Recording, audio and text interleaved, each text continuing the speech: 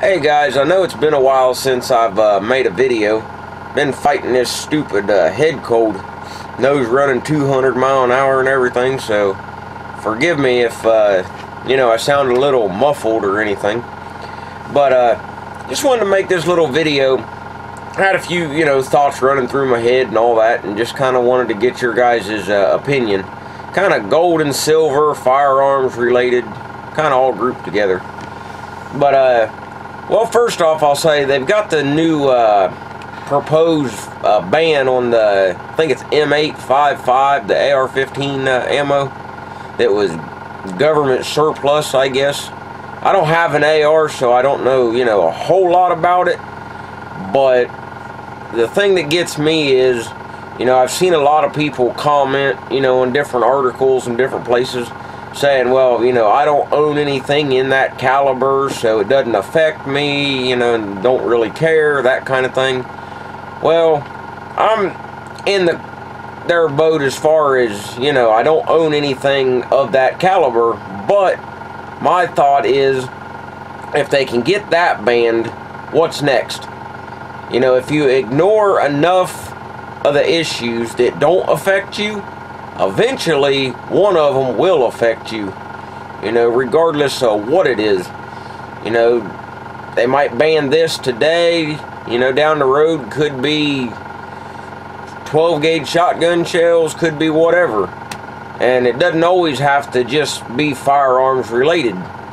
They could ban, let's say, private sales of gold and silver, or something like that.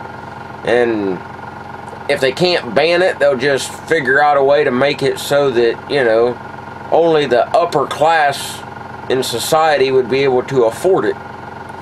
Now, there's one reason I think that a lot of politicians and, people in DC come up with these, crazy laws wanting to ban everything. I look at, Washington, D.C. as kind of like a third world, no, I don't want to say third world, but a foreign country is what I meant to say. You take one of us average Americans that's lived here our whole lives and everything, and drop us off in some country we've never been to and know nothing really about, and I'm sure we're going to end up, offending people, maybe breaking some, quote, rules or customs, whatever. And, that's because we know nothing about what goes on there. The idiots in D.C., and yeah, I said idiots, they're kind of the same way. I'm not condoning anything that they do, don't get me wrong. But they've never had to be the average American. Somebody that, go to work every day, come home, to your husband, wife, whatever. Take care of the kids, go have fun on the weekends, whatever. And they've just never been in that position. So I think the way they look at it is, well, if I keep, whatever legal or don't pass this law, it doesn't affect them really one way or the other, good, bad, or otherwise, because they're always exempt from anything anyhow. So it don't matter to them. But on the other hand, if they do pass certain law, ban this, ban that, whatever, that will affect them, because they're going to get a lot of money from, lobby groups, and get support from people with their, same way of thinking. So I think that's a big part of it. All they care about is basically what can they do to benefit themselves, regardless of how it affects everybody else in the country. It doesn't matter. So I think that's one big, part of it. If they were out in the, what I would consider normal society, the type of lives that most of us, live on a daily basis, things would be a lot different, because it would affect their way of life. So I think if any, when you get a chance to vote this year or any other time for anything, local issues, state, federal, whatever, you might really want to look hard at some of the candidates that might even be, let's say, fairly new to politics, that might have been, let's say, the average, you know, person or whatever. So, you know, that's something to, you know, think about as well. Try to pick the people that were the average person that want to do things to help the average citizen. Someone, you know, they can actually relate to. So that's something I've always, you know, kind of thought about. That's how I, you know, try to vote. I know there'll be a lot of people, you know, coming up for election here in the next year, so you really want to look hard at each candidate and see which one best, you know, fits your exact way of thinking, and hopefully it won't be like a lot of other elections where, you know, you're picking the lesser of two evils. Hopefully this time there will be somebody, you know, decent to vote for. Now, whether they make it or not, I don't know. And anymore, I kind of look at anything you vote for federal-wise is more symbolic than anything, because they can mess with the numbers, you know, to sway it whatever way they want. But it's still your right, so get out there, you know, vote and everything. But as far as everything else is concerned, you know, gold, silver, firearms, it all kind of goes together. You know, I've even read articles different places of where they want to ban these type of videos here from like YouTube and wherever else.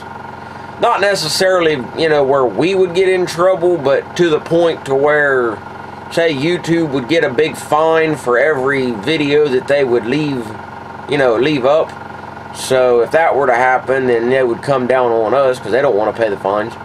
Because they say that gold and silver and firearms both are considered anti-government. There's a lot of the same, you know, thinking both ways. So, I don't know, just kind of thought I'd mention that. So, regardless of what they're trying to ban, whether it affects you or not, always take a stand, because like I said, eventually, somewhere down the line, it will affect you.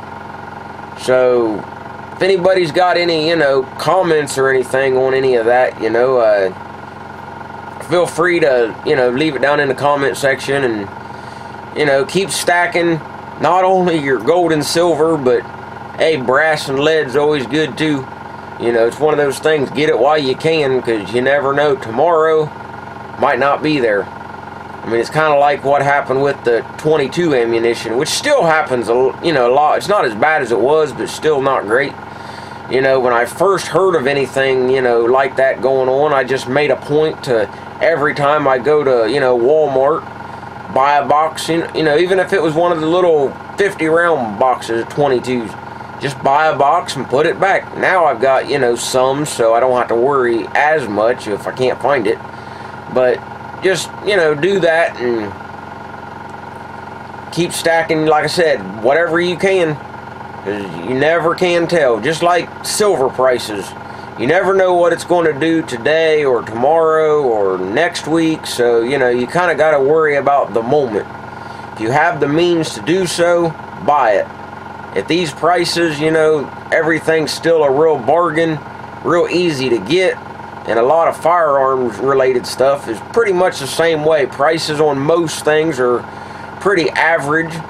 So, you know, if you can buy an extra box of shells, or, hey, if you got the means, pick up another firearm, whatever.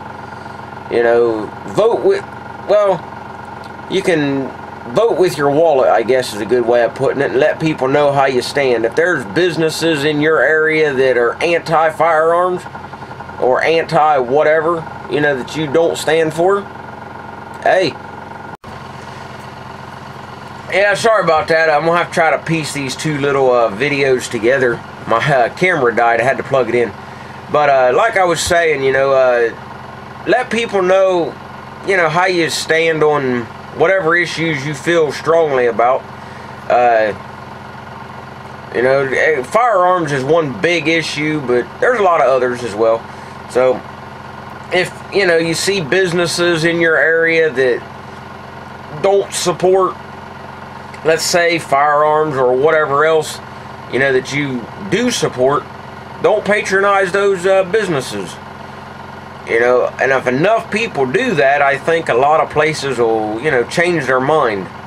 Because, you know, I hate to say it, but this green fiat paper that they make us use as money, I guess, is, you know, what makes the world go around, so to speak. So, you know, patronize the businesses that are, you know, along the same views as what you have.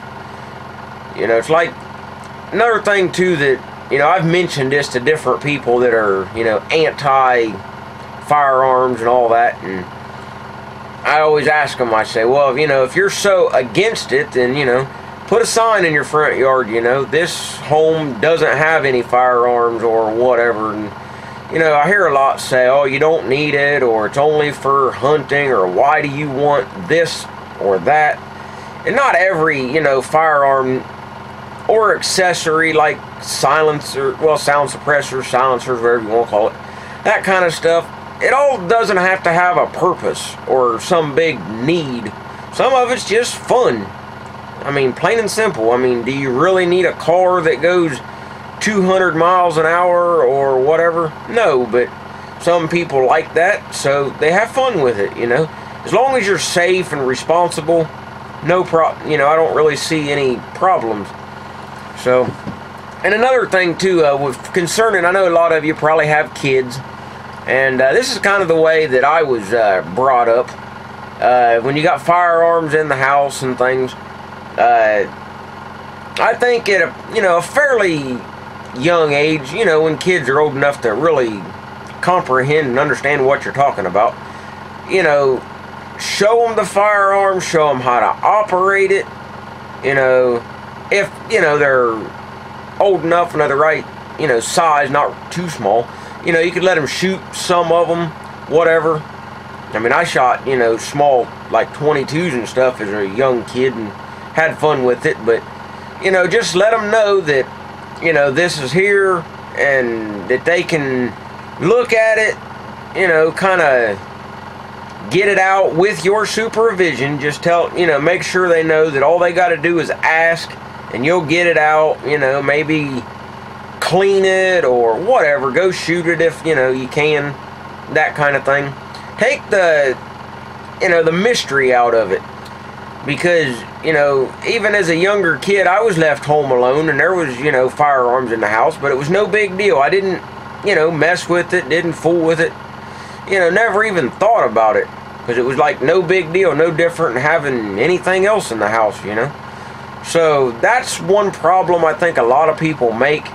They keep everything hidden from the kids, and in the first instance the kids, you know, get by themselves or whatever, they're curious, they're gonna mess with it, not knowing anything about it. They won't know how to safely, you know, handle it or whatever. So that's a big, you know, factor as well. Take the mystery out of it, and then they probably won't mess with it. I mean, they won't have no need to. It's just like any other object in the house. It's just there, and, you know, you just, no big deal. So that's always something to, you know, consider. Don't keep it hidden, because I don't care where you hide something in your house. It could be anywhere. A kid's going to find it. You know, if somebody's curious enough and they know it's there, but they'll find it regardless of what you do. So, and I mean, yeah, you can keep them all locked up, you know, tight in the safe and all that, but I don't know. Keeping the bulk of your firearms in a safe, I mean, that's always a, you know, good idea for, you know, various reasons. But if you're worried about any kind of, you know, home defense, that kind of thing, you know, putting it in the safe really doesn't do you any good. You know, so a lot of people I know have, you know, at least one firearm accessible somewhere in the house, whether it be a bedroom or, you know, whatever. So if the kids are taught, you know, at a young enough age, and the mystery of it's taken out of the equation completely, then I think everybody, you know, be a lot better off, and you just, you know, you won't have to worry about it. You don't have to worry about, oh, my kid's going to find it, or, you know, whatever. So, I don't know, I kind of got off on a little rant there, but just like I said before, if you got any comments, questions, you know, whatever, or even any links to any, you know, articles of anything that's proposed, whether it be a ban or regulation, whatever, on anything, you know, firearms, gold and silver, that kind of thing, So, you know, if you guys run across anything, I mean, I, you know, research quite a bit myself, but, you know, people always miss things. So it'd be nice to have your guys' help. If you find any kind of links to stuff, post it down below, and, you know, I'll look into it further and maybe make a video on some of it, depending on, you know, what it all is. So that's about all I got to say. And like I said, though, real quick, my camera cut off before, so I'm going to try to splice these two little bits of video together, and hopefully it'll turn out alright. But again, thanks for watching, and, you know, you can subscribe if you want, and if you want to go through all the like, share, and all that, you know, that's fine too. I mean, I don't get any money for any of this. That's never was my intentions of doing it anyway. So thanks for watching, and you know, speak your mind, let people know how you stand, and don't cave to anything. Thanks.